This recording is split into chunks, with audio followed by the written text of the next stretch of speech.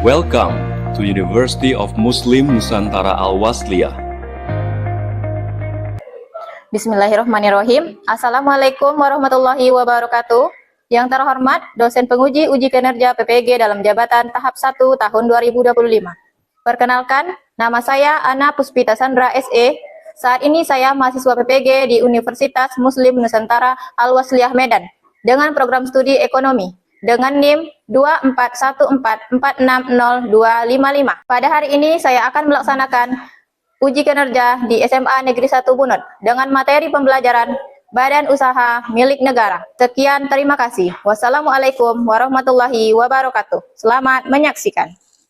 Bismillahirrahmanirrahim. Assalamualaikum warahmatullahi wabarakatuh. Waalaikumsalam warahmatullahi wabarakatuh. Selamat pagi anak ibu semuanya. Pagi Ibu. Bagaimana kabarnya hari ini? Baik Ibu. Ya, alhamdulillah. Sebelum memulai pelajaran pada hari ini, alangkah baiknya kita berdoa terlebih dahulu. Silakan pimpin doanya. Sebelum memulai pelajaran, marilah kita berdoa. Berdoa dimulai. Bismillahirrahmanirrahim. Rabbi zidni ilma warzuqni fahman. Amin. Selanjutnya, Ibu akan absen terlebih dahulu ya. Zunila, Amelda, Al-Hafiz. Oke, alhamdulillah hari ini kelas ini hadir semua. Selanjutnya kita akan menyanyikan lagu Indonesia Raya. Indonesia tanah airku, tanah tumpah darahku. Di sanalah aku berdiri, jadi pandu ibuku. Indonesia kebangsaanku, bangsa dan tanah airku. Marilah kita berseru, Indonesia bersatu. Hiduplah tanahku, hiduplah negeriku, bangsaku, rakyatku semuanya. Bangunlah jiwanya, bangunlah badannya untuk Indonesia Raya.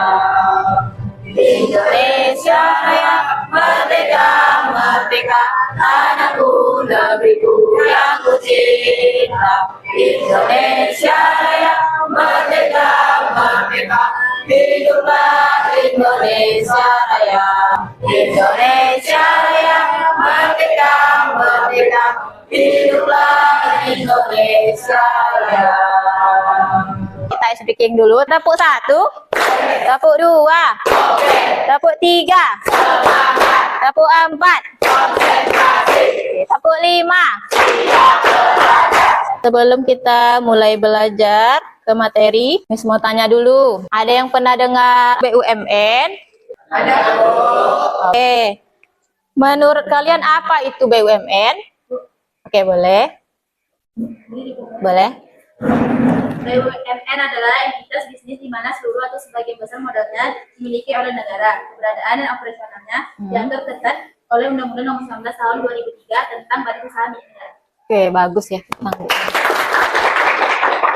Oke, terima kasih. Ibu mau tanya lagi. Apa ya peran BUMN itu?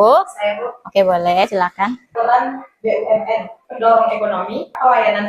Oke, baik. Terima kasih. Satu lagi, Ibu mau tanya. Menurut kalian, apa ya keunggulan dan kelemahan dari BUMN? Oke, boleh.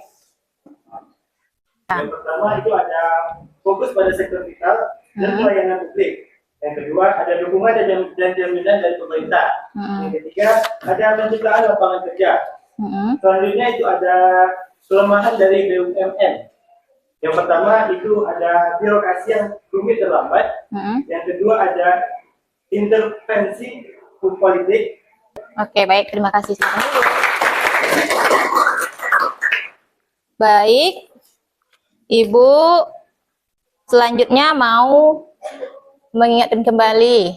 Minggu lalu kan kita sudah belajar tentang konsep badan usaha. Nah, minggu ini mau belajar tentang badan usahanya, yaitu badan usaha milik negara. Oke.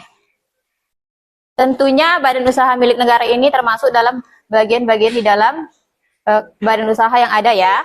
Nah, selanjutnya Ibu juga mau menjelaskan apa manfaatnya bagi kehidupan kita BUMN itu. Nah, BUMN ini bagi kehidupan kita atau bagi pemerintah kita Indonesia itu bermanfaat sebagai penyedia barang dan jasa. Juga sebagai penyedia lapangan kerja supaya mengurangi pengangguran agar tidak terjadi monopoli. Nah, oke. Selanjutnya ada juga Ibu mau menjelaskan tujuan pembelajaran kita hari ini. Tujuan pembelajaran kita hari ini dapat anak-anak Ibu menjelaskan tentang pengertian BUMN, menjelaskan tujuan pendirian BUMN, mengidentifikasi jenis-jenis BUMN itu. Ibu jadi tahu apa ya kelemahannya. Lebih banyak lagi kan tahu kelemahan dan keunggulan dari BUMN itu sendiri apa. Ibu mau memberitahukan anak Ibu acuan pembelajaran kita hari ini. Yang pertama, nanti Ibu akan tampilkan satu video pembelajaran tentang BUMN. Nanti anak Ibu tolong diperhatikan dengan baik. Nanti kan setelah itu kita akan menyimpulkannya bersama-sama. Ibu kasih nanti anak-anak Ibu lembar kerja kelompok. Kemudian anak-anak Ibu akan berdiskusi dengan kelompoknya masing-masing. Setelah berdiskusi selesai, Ibu juga akan memantau diskusi anak-anak Ibu di dalam kelompoknya, bagaimana keterlibatan anak Ibu, bagaimana pemberian idenya di dalam kelompok itu. Kalau sudah selesai memberi ide masing-masing, selanjutnya kita akan ada presentasi kelompok. Sekarang Ibu akan menampilkan video pembelajaran hari ini. Dengar suaranya? Dengar nggak suaranya? Keras, oke, tambah lagi.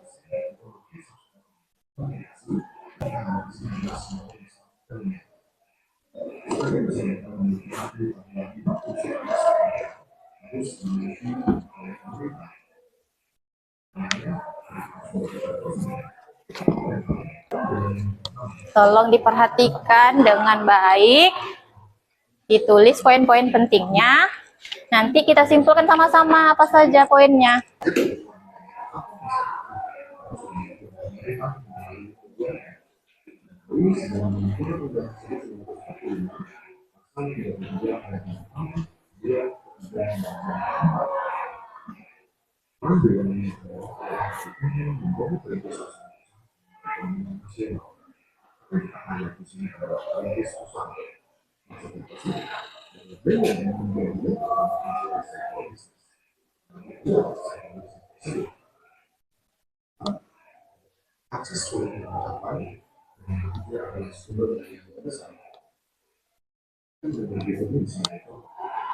Fokus ya, disimak videonya.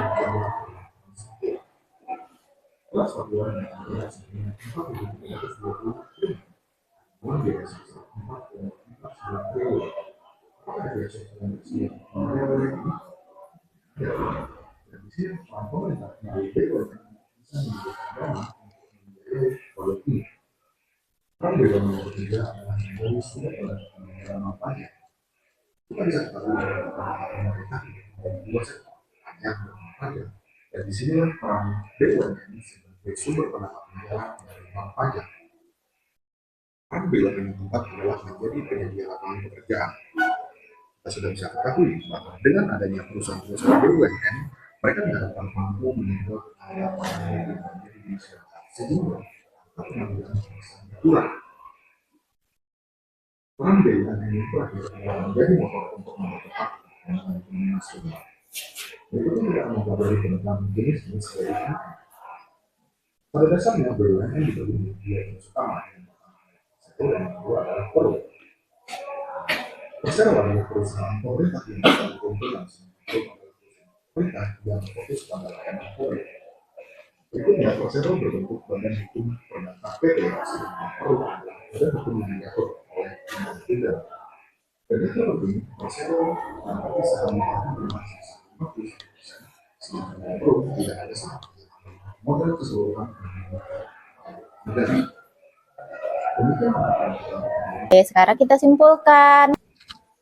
Dari video yang kita tengok tadi, kira-kira apa yang dapat anak ibu tangkap poin-poinnya? Oke, boleh. Baik, dari video tersebut kita dapat menyimpulkan bahwasannya di badan itu terbagi menjadi dua kelompok. Yang pertama yaitu SRO, di mana badan ini adalah sebagai hukum ataupun dapurnya PT yang diatur oleh PT. Yang kedua yaitu Persero, badan hukum yang ditentukan oleh undang-undang. Oke. Jadi yang saya amati dari video tersebut, saya mendapat poin-poin bahwa strategis bagi BUMN bagi Indonesia itu sangat banyak. Ada yang pertama ada penggerak ekonomi, yang kedua pelayanan umum, yang ketiga penggerak sektor strategis, yang keempat ada penggerak kemajuan ekonomi. Dan setelah itu ada juga jenis-jenis BUMN. Jenis-jenis BUMN itu terdiri dari dua. Yang pertama itu ada perusahaan perseorangan atau persero. Yang kedua ada perusahaan umum. Perusahaan persero ini ada beberapa contoh. Yang pertama ada Mandiri, PLN, sedangkan perusahaan umum atau Perum itu ada contohnya ada Perum Bulog, Perum Percetakan Uang Republik Indonesia, atau Peruri dan Perum Dauri. Mungkin segitu saja yang dapat saya sampaikan. Oke, terima kasih kesimpulannya. Oke, alhamdulillah ya. Kita udah menyimak video, kita udah simpulkan juga tadi kan. Beberapa orang temannya sudah menyampaikan kesimpulannya. Nah, selanjutnya kita mau lanjut berdiskusi. Ini kelompok 1 ya. Yang ini kelompok 2, yang ini kelompok 3, dan yang ini kelompok 4. Oke? Tunggu sebentar Ibu kasih dulu LKPD-nya. Ini di lembaran ini anak ibu nanti bisa baca tata caranya bagaimana. Ini ibu sudah kasih tugas, pertanyaan, atau permasalahan yang harus anak ibu bahas di dalam kelompoknya masing-masing. Nanti kamu diskusikan dulu dengan teman satu kelompok kamu.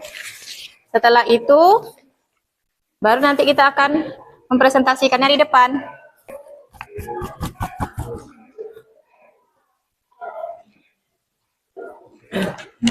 Diskusikan dulu apa jawabannya.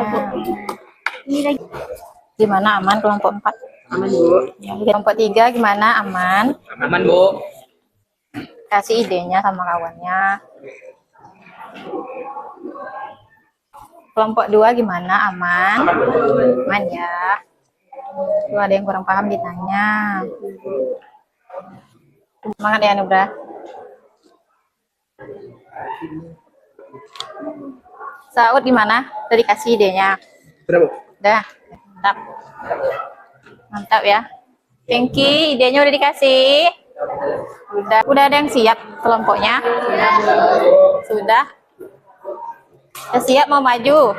Perkenalkan kami dari kelompok 4. Kami akan mempresentasikan hasil diskusi kelompok. PT Perusahaan Listrik Negara atau bisa disebut PERSO atau PLN sebagai BUMN yang memegang peran vital dalam penyediaan listrik di Indonesia, memiliki dampak langsung kehidupan sehari-hari masyarakat. Di satu sisi, PLN mengemban amanah besar untuk memastikan pasokan listrik yang stabil, terjangkau dan merata ke seluruh pelosok negeri, termasuk daerah 3T, terdepan, terluar, tertinggal. Sebagai sebagian dari fungsi sosial, upaya ini sering melibatkan pembangunan infrastruktur di wilayah-wilayah komersial. Kekurangan dibutuhkan, namun sangat dibutuhkan masyarakat setempat. Apa saja permasalahan utama yang dihadapi PT PLN atau PSSO yang berdampak langsung pada masyarakat? Yang kedua, menurut kelompokmu, bagaimana dilema antara fungsi sosial, penyediaan listrik terjangkau dan merata, dan tuntutan probabilitas efisiensi memengaruhi kualitas layanan listrik yang dirasakan oleh masyarakat? Poin ketiga, identifikasi faktor-faktor internal dan eksternal yang menyebabkan permasalahan-permasalahan tersebut pada PT PLN, kasusnya yang berkaitan dengan pelayanan dan dampak sosial. Yang pertama yaitu permasalahan utama yang dihadapi oleh PT PLN Persero yang berdampak langsung pada masyarakat. Itu 1, pemadaman listrik. Yang kedua, beban subsidi listrik. Ketiga, kebutuhan investasi besar untuk modernisasi dan energi terbarukan. Ini juga menjadi sorotan yang mempengaruhi kepuasan dan persepsi masyarakat terhadap layanan PLN. Selanjutnya, poin kedua, bagaimana dilema antara fungsi sosial, penyediaan listrik terjangkau dan merata, dan unsuran probabilitas dan efisiensi mengaruhi kualitas layanan listrik yang dirasakan masyarakat. Yang pertama, dampak fungsi sosial, terutama penyediaan listrik terjangkau dan merata, termasuk dalam daerah 3T. Yang kedua, dampak negatif dilema terhadap kualitas layanan, khususnya yang berkaitan dengan pelayanan dan dampak sosialnya. Di sini ada satu faktor internal, kebutuhan investasi infrastruktur. Baik, mungkin itu saja yang kami sampaikan terkait kasus yang ada pada lembaran SAPD. Ini saja. Ya. Pertanyaan dari saya adalah, jika Anda adalah direksi PT PLN atau Menteri BUMN, solusi inovatif dan strategi apa yang akan Anda tawarkan untuk mengatasi tantangan-tantangan ini agar PLN dapat melayani masyarakat secara optimal sekaligus menjaga keberlanjutan finansialnya? Jelaskan langkah-langkah konkret. Pertama, akselerasi transisi energi bersih dan terbarukan. Langkah konkretnya yang pertama, definisikan portofolio energi. Yang kedua, pembangunan smart grid. Yang ketiga, program konversi energi. Baiklah, mungkin itu saja yang dapat saya sampaikan. Oke. Demikian presentasi dari kelompok kami. Jika ada kekurangan kami mohon maaf. Oke, kelompok 1 boleh.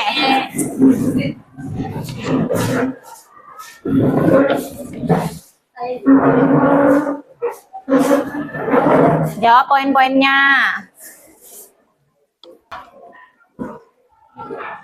Assalamualaikum warahmatullahi wabarakatuh.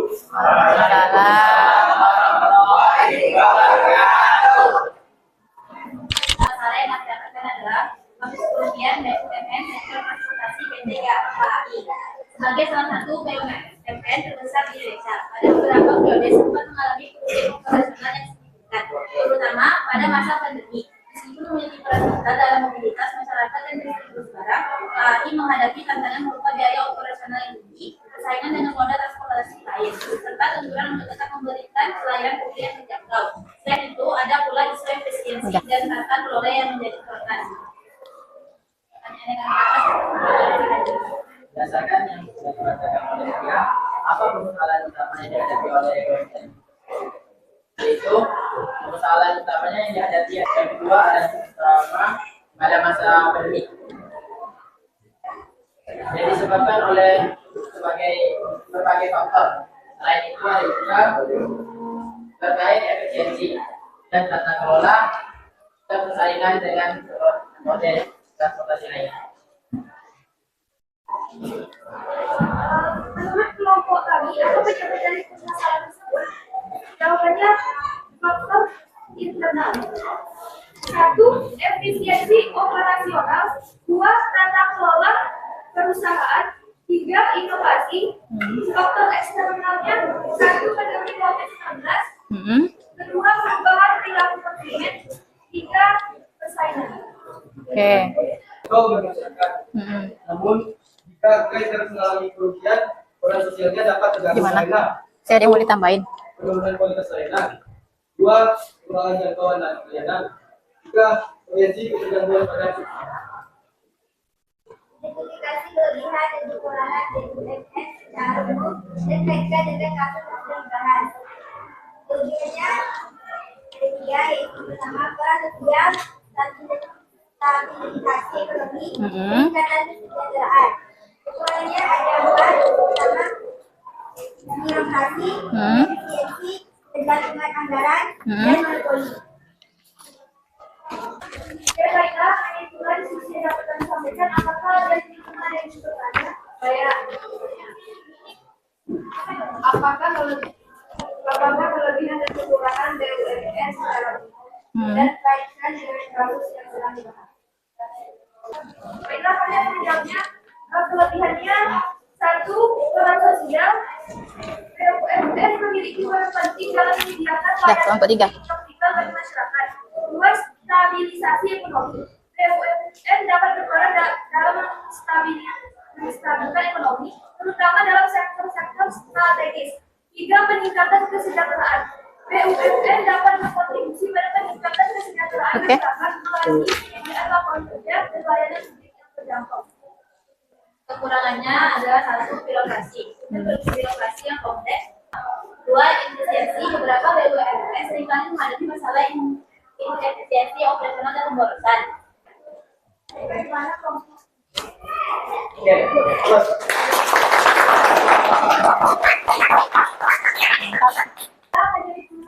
hasil konsultasi yang dapat kami sampaikan. Kami mohon maaf. Wassalamualaikum warahmatullahi wabarakatuh. Waalaikumsalam warahmatullahi wabarakatuh. Baik, sekarang ya kelompok 2 boleh silakan maju. Jangan lupa kita habis presentasi kita ada latihan ya. Assalamualaikum warahmatullahi wabarakatuh. Yaitu pertanyaan yang pertama yang akan dijawab oleh Selvi, pertanyaan yang kedua yaitu Saul, pertanyaan yang ketiga yaitu Ria. Pertanyaan yang pertama, satu, jelaskan tantangan persaingan dan adaptasi teknologi yang dihadapi. Satu, persaingan ketat. PT Telkom Maju menghadapi persaingan yang sangat ketat dari perusahaan telekomunikasi swasta yang lebih agresif dalam inovasi dan penetrasi pasar. Dua, perkembangan teknologi pesat. Baiklah, yang kedua adalah bagaimana BUMN dapat meningkatkan daya saingnya di tengah ketatnya persaingan dan pesatnya perkembangan teknologi. Itu yang pertama, transformasi digital. Sabar ya, kelompok 3. Teknologi digital secara komprehensif dalam seluruh operasional dan layanan. Yang kedua, pengembangan produk atau layanan inovatif. Yang ketiga, kemitraan strategis. Baiklah, kelompok nomor 3. Menurut kelompok pengembangan inovasi dan digitalisasi dalam menjaga inovasi dan keberlanjutan BUMN di era modern dan memberikan contohnya. Nomor 1, inovasi memungkinkan BUMN untuk menciptakan produk atau layanan baru yang relevan dengan kebutuhan pasar, meningkatkan efisiensi proses dan membedakan diri dari kompetitor.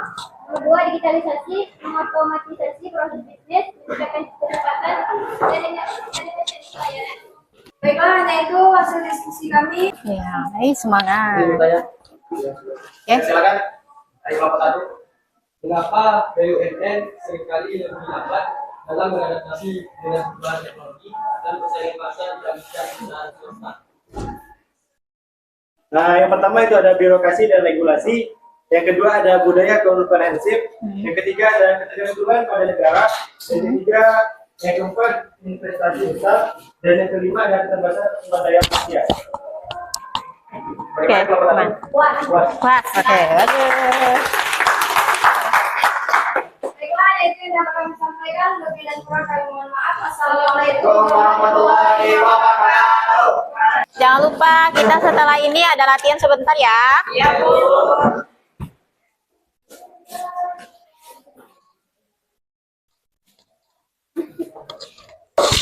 Dari kelompok 3 akan mempresentasikan hasil diskusi kami yaitu tentang kasus PT Sejahtera Abadi, sebuah BUMN yang bergerak di sektor logistik. Seringkali dikeluhkan publik karena waktu pengiriman yang lama, prosedur yang berbelit, dan biaya yang relatif tinggi dibandingkan dengan perusahaan logistik swasta. Karyawan sering terlihat kurang termotivasi dan inovasi dalam pelayanan terkesan lambat. Meskipun memiliki infrastruktur yang luas, kinerja perusahaan ini belum optimal.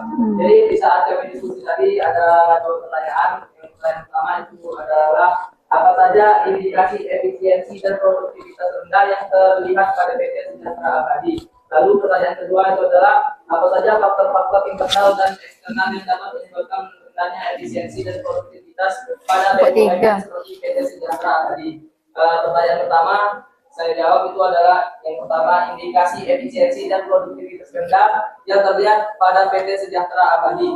Poin pertama, waktu pengiriman yang lama. Yang kedua, prosedur yang berbelit. Yang ketiga, biaya yang relatif tinggi dibandingkan kompetitor swasta. Yang keempat, karyawan terlihat kurang termotivasi.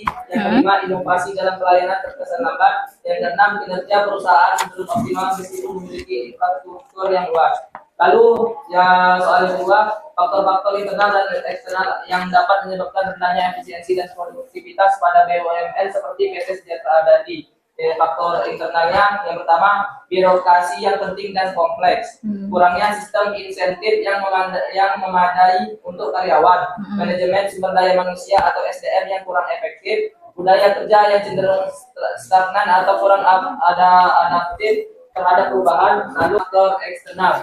Poin pertama, kurangnya tekanan persaingan yang sehat jika BUMN memiliki posisi dominan atau monopoli di pasar. Intervensi politik dalam pengambilan keputusan bisnis yang seharusnya murni berdasarkan pertimbangan ekonomi. Lalu yang ketiga, regulasi pemerintah yang terlalu kaku atau tidak mendukung fleksibilitas operasional.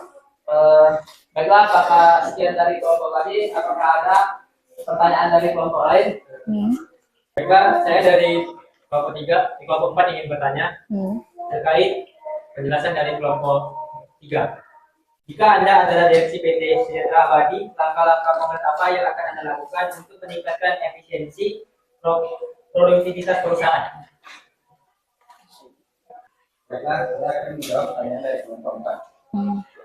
Jika saya adalah direksi PT Sejahtera Abadi, maka langkah konkret yang akan saya lakukan untuk meningkatkan efisiensi dan produktivitas perusahaan adalah sebagai berikut. Yang pertama adalah restrukturisasi organisasi dan proses bisnis. Yang kedua adalah peningkatan sumber daya manusia atau yang disebut SDM. Yang ketiga, digitalisasi dan pemanfaatan teknologi. Pak, di mana? Oke, kasih aku dulu. Udah? Dari kelompok ini, mohon maaf. Assalamualaikum warahmatullahi wabarakatuh. Ini tengok penguasaan materinya. Bagus-bagus ya semua kelompok. Kita kasih wow dulu yuk. Oke, beri wow. Beri dia W, beri dia O, beri dia W. Wow. Oke. Karena kami sudah lihat tadi bagaimana penampilan kelompoknya masing-masing dan sudah dapat menyimpulkan juga. Sekarang kita kerjakan latihan individu ya. Oke. Silakan dijawab masing-masing. Ada penanya nggak? Ya. Sudah dapat. Oke, silahkan dijawab. Setelah ini kita mau menyimpulkan lagi materinya.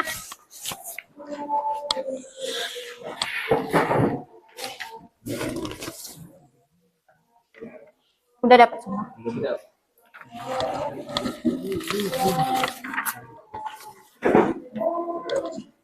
Masya Allah. Ya, dijawab. Ini latihan individu ya. Silahkan dijawab.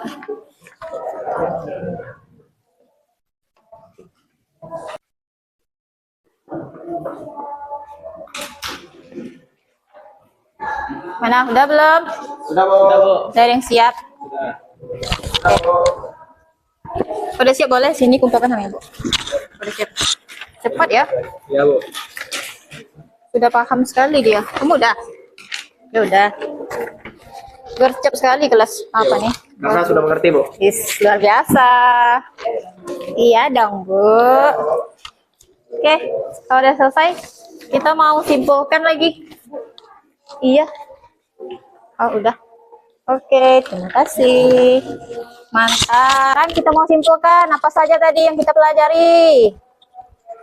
BUMN. Apa itu BUMN? Ya, jenisnya tadi apa ya? Ada Persero dan Perum. Terus ada lagi peran-perannya. Apa perannya tadi? Mantap. Oke, bagus. Kita sudah mempelajari pelajaran BUMN hari ini. Kita juga sudah simpulkan kan? Alhamdulillah paham. Nah, sekarang perasaan anak setelah belajar hari ini. Semangat banget. Wow banget, Bu. Semangat ya. Gimana tadi media pembelajaran yang Ibu tampilkan. Sangat menarik ya. Oke, luar biasa. Terus ada enggak kira-kira dari pelajaran kita tadi yang enggak dipahami? Jadi paham semua. Masya Allah. Sikap positif apa yang anak ibu dapat hari ini dari saat pembelajaran kita hari ini? Apakah bersemangat atau kayak mana? Semangat dan senang, Bu. Iya. Wih, sangat berapi-api. Berkobar, Masya Allah. Sebelum kita selesai nih, Ibu mau kasih ice breaking lagi. Kita semangat. Kita tes dulu semangatnya. Miss panggil dulu. Kelas 11 3. Ya, Bu. Kelas 11 3. Ya, Bu. Tepuk semangat.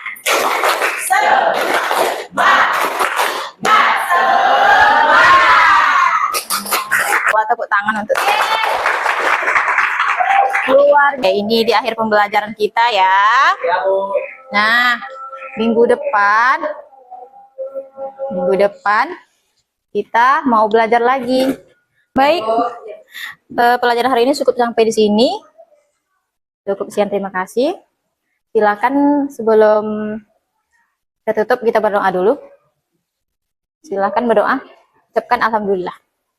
Sebelum mengakhiri pembelajaran hari ini, marilah kita berdoa. Berdoa dimulai. Oke. Baik, mari sama-sama kita ucapkan alhamdulillahirabbil alamin. Baik, sekian terima kasih untuk hari ini. Sampai jumpa minggu depan. Wassalamualaikum warahmatullahi wabarakatuh. Waalaikumsalam.